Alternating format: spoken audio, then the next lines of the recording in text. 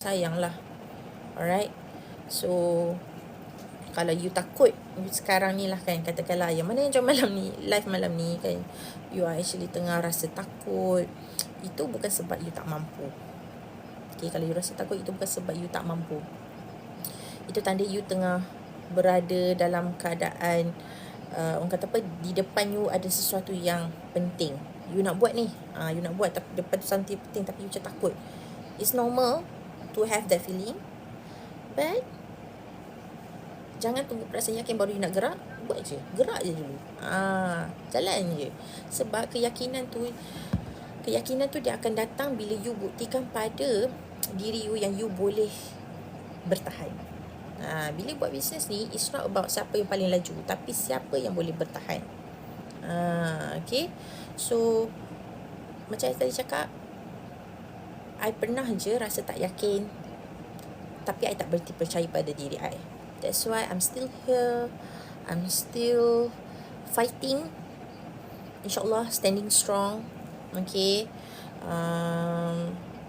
I still keep believing in myself. Aku still percaya yang aku boleh buat. Just keep going. You know, like kadang-kadang kan seorang menangis, it's okay Syah, penat ni.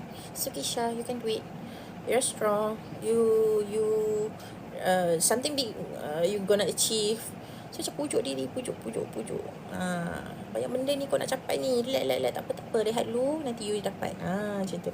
So sebab tu kata, jangan tunggu keyakinan ataupun motivasi daripada orang lain untuk you dapat sesuatu ataupun capai sesuatu, atau untuk motivate you. Jangan tunggu motivasi daripada orang lain lah. Okay. But make sure you yang always recharge yourself. If you need someone ke apa ke, it's okay.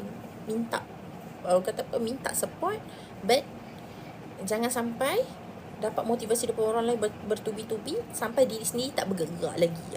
Sebab ini kebanyakan orang yang macam pergi sana sini, seminar apa semua, pergi event motivasi semua, kononnya lah sebab down sangat kan, sebab nak dapat nak dapat motivasi, semangat, tapi end up apa pun tak ada. Sebab apa? Tak ada action, tak start dulu.